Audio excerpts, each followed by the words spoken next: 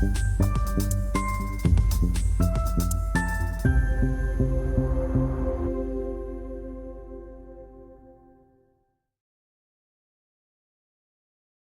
Internet friends, and welcome to The Dana Show, where we BS about business and branding. Today, we are talking about your branding in terms of reputation, because your branding and your reputation are basically the same thing. Your logo, the purpose of your logo, and your brand colors, and those other things that people usually think of when we say the word branding. Those things are important. You want to have a logo, you want to have fonts, you want to have colors, you want to have those things to remain consistent. So you can be easily recognizable when someone sees your product or your services or your website or your social media or whatever it is. So those things matter. But your logo in particular is so people can instantly recognize you. It is not because people are going to buy or not buy based on your logo, right? People don't buy and people don't make decisions, business decisions, purchasing decisions based on what your logo looks like. I would say the better your logo, the more professional you'll be perceived, and the better the chances are that you'll be hired or someone will purchase from you. But it is not a deciding factor. Your reputation, whether people want to work with you or not and why, matters so much more than what your logo looks like. So we're going to do a little experiment, a little project today. Not really an experiment, but I'm going to share with you some well-known logos. Some of them you may or may not recognize. And I want you to imagine that you're a graphic designer and I'm coming to you and saying, "Hey, I'm starting this business and I want a logo that looks like this." And whether or not you think these logos are good, if they say what you think they should perhaps say about the business. And then I'm going to reveal for each one which logo who it actually is. So we're going to start with this one, which I didn't immediately recognize on just seeing this logo, but once I knew who it was, I was like, "Oh, obviously, that's who that is." So if you were a graphic designer and you had someone coming to you and say, "I want this shield with these books and non-English words," right? This is Latin for veritas, which means truth. And most people don't know Latin. It might come off as a little hoity-toity, which might be fine depending on who you want to cater to. But for a lot of people, this would be confusing. And then you find out this is the logo for Harvard University. And everything changes, right? Well, of course, it's the hoity-toity, right? Latin word for truth logo for Harvard University. Everyone knows Harvard University. And they do have a modernized version with the H on the right that has the same shield shape. But in general, the one on the left is their logo. The one I showed you doesn't have the laurels and the words, but that is the logo. And they've had this logo for about 150 years, since I believe it was 1863. Harvard was founded in the 1600s, so it's been around a while. And they've been pretty consistent for a long time in this logo. They're pretty committed. I think it's safe to say they're pretty committed to it. And you know, everyone knows who Harvard is. Harvard has a reputation for being a top tier, world renowned reputation for academic excellence, research, and prestige. Harvard is basically the GOAT among university education. It carries so much weight saying that you went to Harvard. And if someone tells you I went to Harvard, you automatically assume that they're smart and they're qualified just by saying I went to Harvard. 3 words. I went to 4 words. I went to Harvard. And there's no logo that's going to change that. Right? And by the way, this information here that you see on the screen is straight from Google AI. Logo AI is straight from Google AI. I just Googled Harvard University reputation, and this is what it came up with. So just to cite my sources, so you know where this came from. But they're very well known, right? So I don't think they need to change this anytime soon because their reputation stands above anything else. Although I do like they have the sort of modernized version, but ultimately this is what their logo is. All right, so our next logo, you may or may not recognize this. I didn't initially, which tells you a lot about the things I pay attention to, if you know what this is. But if you came to me and said, "Hey, I want to start this business and I want this picture of a horse and these almost primary colors," I might be like, what does the SF stand for? Like, what does this mean? It feels dated, right? But once you find out that this is a logo for Ferrari, things kind of change in your head, right? You're like, oh, Ferrari. I knew I recognized that. Yeah, I don't own a Ferrari. I don't really care about cars that much. I just need mine to get me from where I am to where I'm going, and I'm good to go. I recognize that there's different types of cars and different standards, and that Ferrari is well known for having high standards and they're expensive. I know this. Their logo doesn't change that at all. And Ferrari has a formidable reputation that was built on a legacy of racing success, technological innovation, and unmatched luxury and exclusivity, right? So you might look at this and be like, does this say luxury and exclusivity to you? If you were to design a logo today that said luxury and exclusivity, it would probably be gold. I'm not going to lie. Maybe black and white. Black and white is considered very sophisticated. It would probably not be yellow, red, and green with a black horse, like a black stallion on it, right? But that is, in fact, what this logo means. Luxury and exclusivity because of their reputation, not because of the colors on their logo. So easily recognizable, but certainly not what you might think of today in those terms. So everyone knows this. This is, of course, the Apple logo.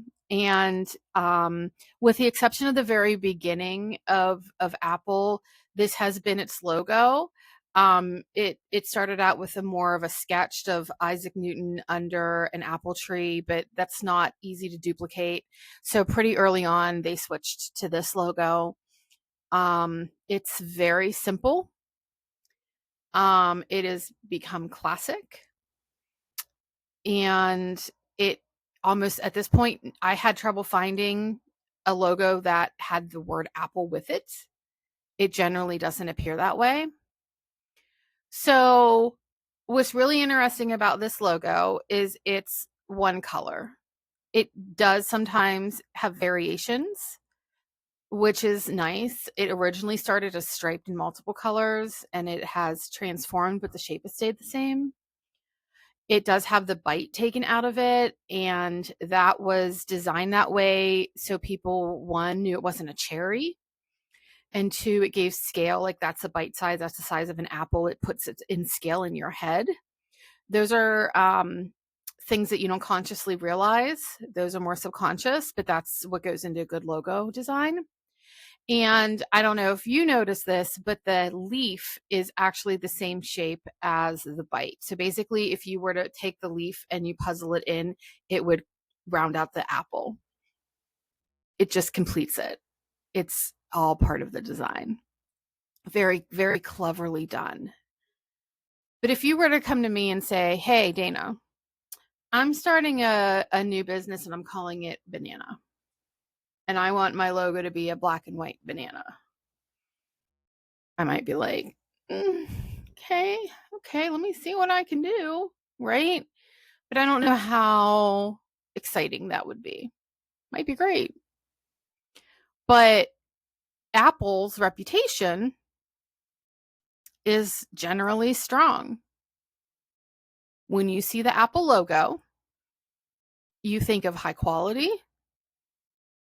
products, seamless integration, commitment to privacy, strong user trust. You might not think of those words exactly, but that is generally what people think of Apple.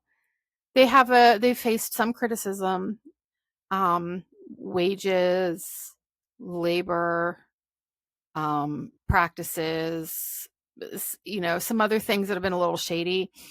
But I will say I'm recording this on a MacBook.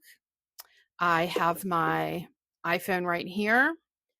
My iPad is sitting over here. So I enjoy Apple products. I use them every day. And I do like how they all connect to one another.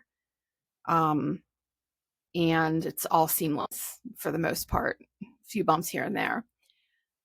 But we recognize Apple as Apple.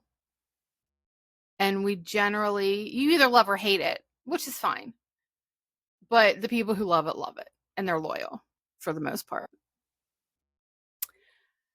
So our next logo, if you're not American, you probably don't know this. If you're not from the southern US, you probably don't know this logo. But if you know it, you know it. I myself live in Pennsylvania. I had not heard of this company until I saw a YouTube video that someone mentioned it in. And I was like, what are they talking about? And then I had a business trip to Texas. And I had the pleasure of visiting this location. It is a retail location. I don't know if you would know that by the cartoon of the beaver, what this company does. But their name is Buc-ee's. And this beaver's name is Bucky. This is Bucky the beaver. And Buc-ee's is a gas station and convenience store located all around the South. I think the closest one to me is in Kentucky. So if you don't travel by car in the southern US, you will not know what a Buc-ee's is by personal experience. It's almost hard to explain a Buc-ee's to someone who hasn't been in one. It's a gas station. They probably have 100 pumps, and I'm not exaggerating. Both diesel for trucks, for diesel trucks, like truckers, and, regular pumps for the rest of us. They also have a huge interior store with clothing and seasonal items and food, hot food, fresh food, packaged food. They have fried chicken. They have fudge. They have a beef jerky wall with like 50 flavors of beef jerky. I don't remember the exact number. I just remember I saw it and took a picture and sent it to my son and said, for you. Because he's a beef jerky fan and there was so many options. I was like, I don't know what to pick. Their fudge is amazing. I actually, when I got on a plane, I was driving from Galveston to the Houston airport, and we stopped at a Buc-ee's, and I bought some fudge to take home. And when I went through the TSA check line, they pulled out my bag and opened the top, and the TSA agent looks at it and he goes, "It's always Buc-ee's." I was like, "What are you talking about?" Well, apparently the fudge, it's like, a brick of fudge basically, looks a lot like an explosive, um, that because you can't see through it. It's solid, it's the right shape, it's the right consistency on the scanner, so they have to check it. And I was traveling with some coworkers at the time, and they had gone a few people ahead of me. I went and checked my bag, and they didn't have to. So I was the third person in like 2 or 3 minutes that at least that had the Buc-ee's fudge. So by the time he got to me, he's like, "It's always Buc-ee's." I was like, "Oh my gosh." So you know, it's Buc-ee's is well known. They have a very fiercely loyal and positive reputation among their customers, and Google AI calls it a near cult following, and I would completely agree with that. If, like I said, if you know Buc-ee's, you know Buc-ee's. It was it was just a wild. It was just like how it's hard. It's so hard to explain, and it sounds so silly. Like it's just a store, but it's an experience, and people go out of their way to visit a Buc-ee's. And so yeah, their little beaver logo, people know that, and people love it, and people recognize it. And I actually have a ornament for my Christmas tree of Bucky the Beaver, because I like to collect ornaments when I'm traveling. And then they're like, travel down memory lane every year when I put my tree up. So I've now got a Bucky's beaver that lives on my Christmas tree.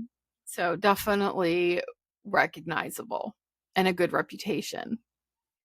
So I think we all know the Amazon logo. And this is an example of really good logo design as well. They started out, to my knowledge, with this logo. This is what we would call in the business a word mark. It is the word. This would be the brand mark. Okay, so this doesn't have the word. They're both versions of their logo. So the brand mark is just the A with the arrow smiley face on the bottom.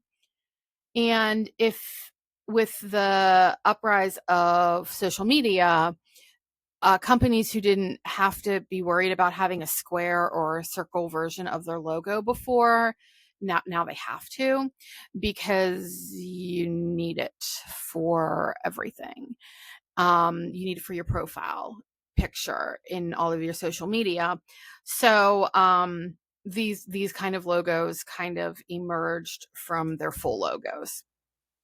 And so this is just like, because this is hard to see really tiny on your phone in the little circle, you need to have it something bigger. So you also have to consider most people view social media on their phones, and those little circles are really tiny. And so it needs to be big in comparison. So the interesting thing, a little side note on the Amazon logo, is there's a few things that are built into this that you may not consciously recognize. The first one is not an arrow, but a smiley face, right? It's an arrow, but it's also a smiley face. It's a smile, because Amazon wants you to feel happy about buying from them, right? Everyone loves getting their Amazon packages. And I will tell you, there's an Amazon truck on my street more than once a day, more than once a day. And I don't live on a large street. There's like 10, 15 houses on my street. So they're busy. They're not lacking customers. And if you took a peek into Jeff Bezos' bank account, you would confirm that.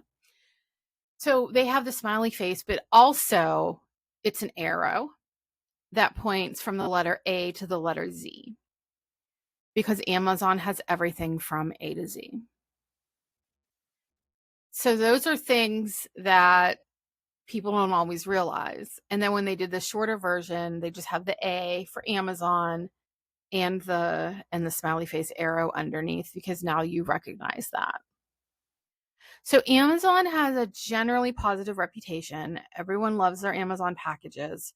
They've had a few bumps in the road recently, but nothing that's really slowed down their profits. Their working conditions are reportedly not great, but again, as an end user, most people shop on Amazon. It is the easiest way to get things to your house. And in some locations, it's same day delivery. Most of my stuff is 2 days. Sometimes there's a 1 day delivery, depending on what time of day, because Pittsburgh, where I live, has multiple distribution centers. So it depends on where the item is in stock that I'm ordering. But um, people know Amazon, but it is literally the letter A and an arrow. That is their logo, their brand mark, but instantly recognizable. So most people know what this is. I look at this and I see a mermaid with two tails. However, Starbucks calls this their siren. And I'm not a coffee drinker, but my kids love Starbucks. They got to get their Starbies, right? And I never really understood why there was a mermaid with two tails on it, why that's their logo. I did not know.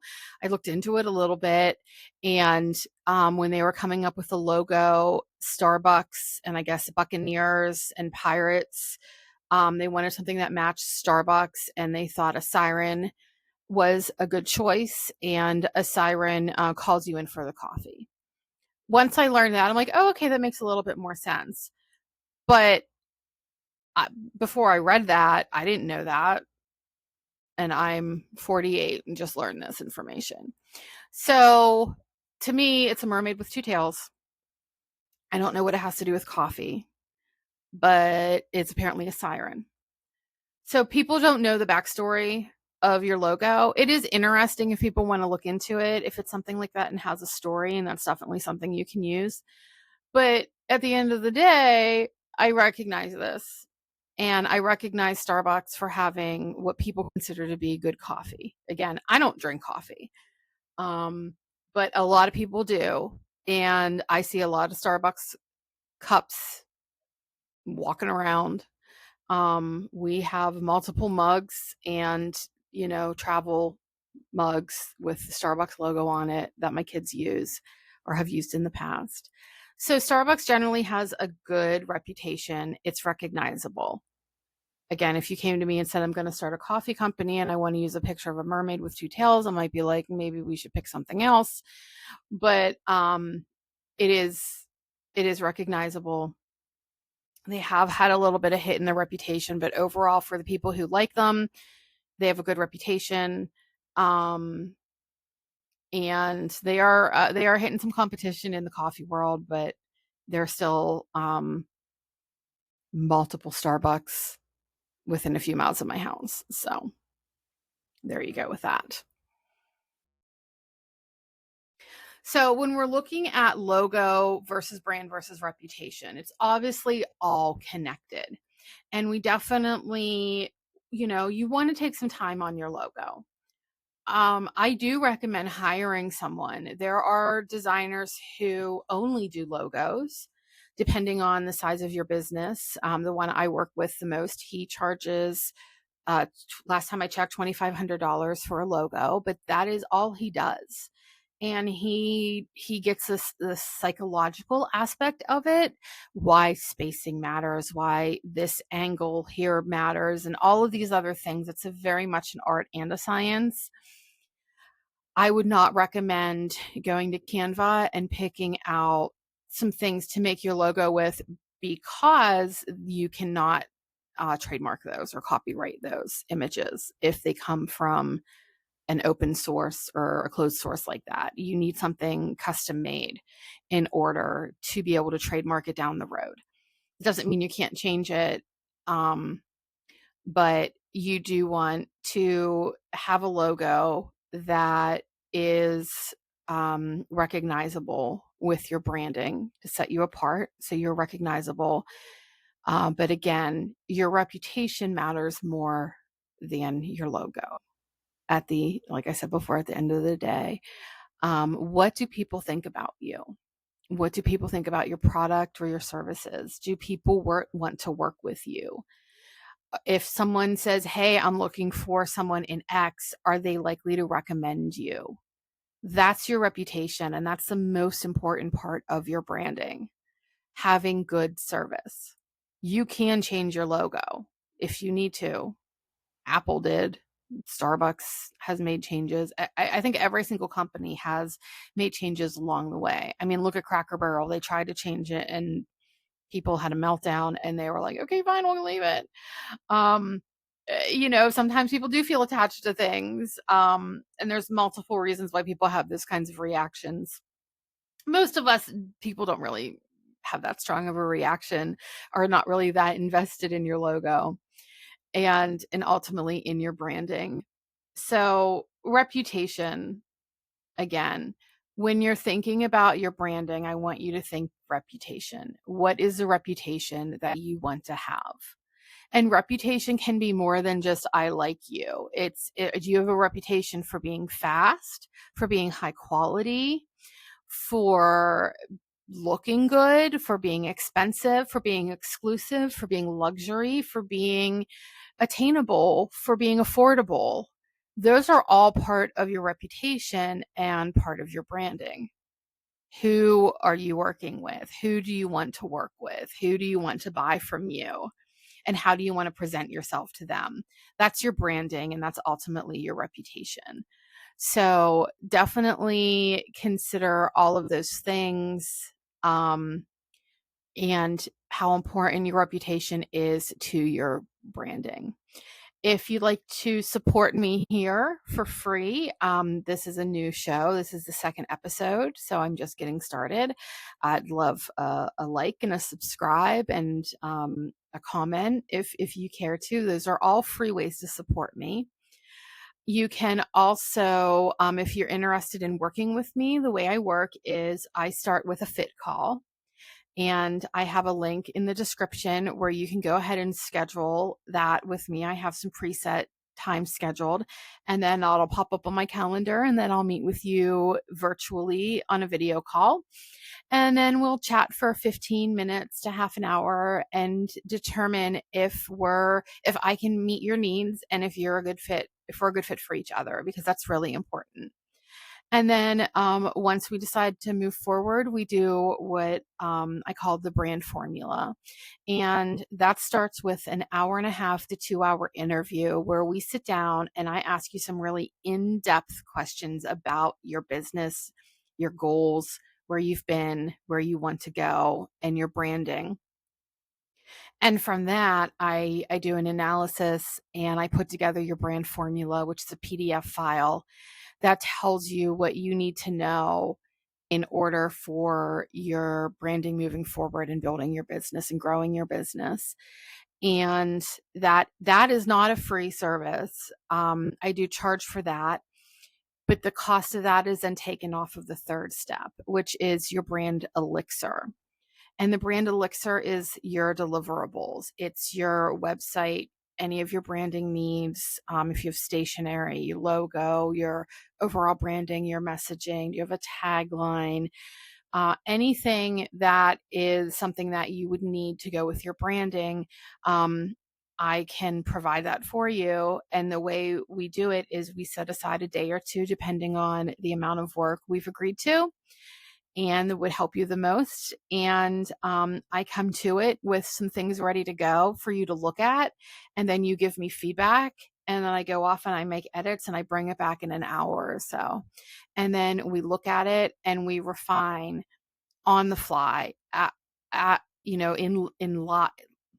live. Basically, we refine live, and then we launch and publish as we go. So at the end of a day or two, the faster you make decisions and the faster we can get through that, the more you get done and the more you have at the end. And it's actually a lot of fun. And we do it all. It eliminates a lot of that back and forth and stretching that time out. It doesn't need to take weeks or months to do that. We can really, from fit call to end, is a month or two. depending on our schedules, and you're done. And it saves so much time and stress and energy, and it's really worth it. So if you're interested in doing that, schedule a fit call with me with the link below. If you have more questions, you can shoot me an email at dana@danaschulte.com. And I'll see you in the next episode. Bye.